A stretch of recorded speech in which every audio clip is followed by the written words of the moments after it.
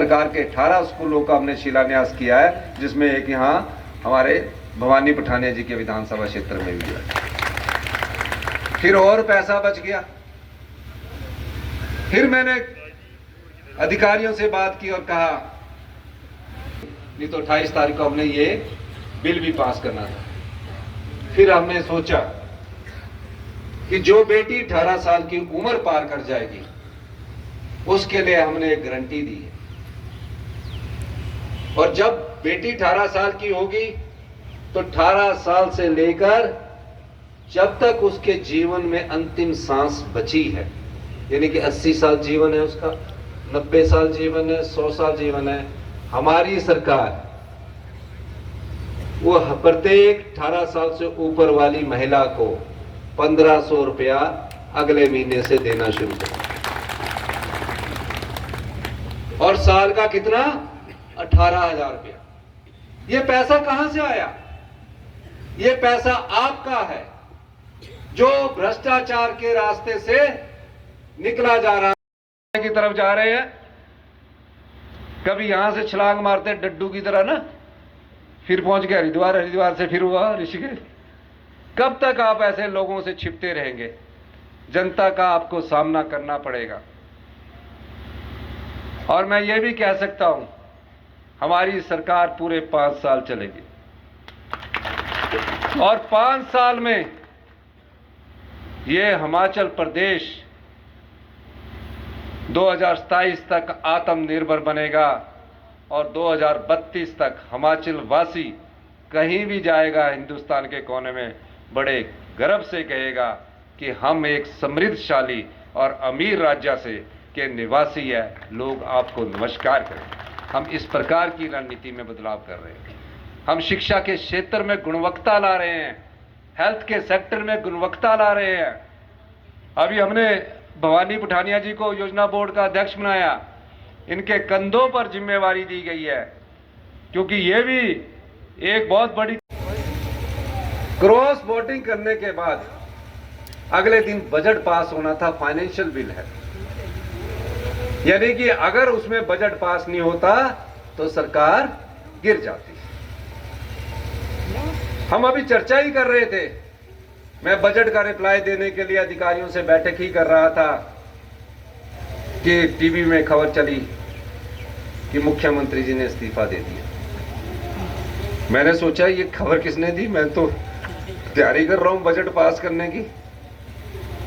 पता लगा जी वो खबर चल रही है सारे न्यूज चैनल कि इस्तीफा दे दिया।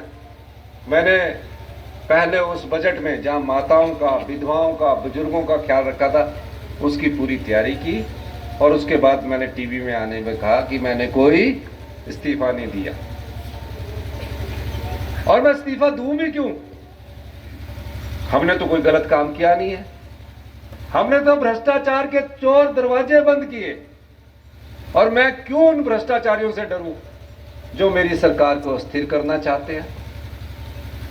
इस्तीफा देने के बाद 28 तारीख को बजट प्रस्तुत हुआ, बजट पास हुआ, मेरे दिल में सुकून पहुंचा, क्योंकि उस बजट में आम लोगों से जुड़ी हुई योजनाएं थी, जिसका कि धरातल पर आने में आप परिणाम देखेंगे, आप अपने आप को सुखद महसूस करेंगे। 70 साल से युवा के बुजुर्ग को, 70 साल से अधिक उम्र वाले बुजुर्ग को हमने फ्री इलाज कर दिया है, कि कोई भी फ्री इलाज हमारी सरकार उपलब्ध करवाएगी। अभी धीरे धीरे हम ऐसे बढ़ रहे थे, हमने सोचा पता नहीं अपने घर आके पछतावा करेंगे, पर डरता क्या ना करता। 7 दिन से पंचकूला के एक ललित होटल है, 5 स्टार जी, उसमें ठहरे। फिर डर लगा, फिर हरिद्वार चले गए। बुजुर्ग बोलते थे ना कि सारे पाप हरिद्वार में धुलते हैं। वो अपने पाप धोने गए, गंगा मैया ने बोला भैया ये पाप रहने दो, आपने तो इतने पाप किए हैं कि मैं ही मैली हो जाऊंगी। वो वहां से चले गए ऋषिकेश। जिस प्रकार जल बिना मछली तड़पती है, उस प्रकार ये 6 विधायक भी तड़प महसूस कर रहे हैं। ऋषिकेश से डर इतना कि हिमाचल प्रदेश में आने से डर रहे हैं। हिमाचल प्रदेश देव संस्कृति की धरती है। यहां जनता याद रखती है। जिस देव संस्कृति की धरती पर आपने कलंक लगाया है, जनता उन्हें कभी माफ नहीं करेगी। क्या आप लोग माफ करेंगे ऐसे लोगों को जो बिक जाते हैं? हाथ खड़ा करके बताइए, करेंगे? दोनों हाथ जोर से खड़ा करके बताइए। जो लोग जनता के वोट से चुनकर आते हैं,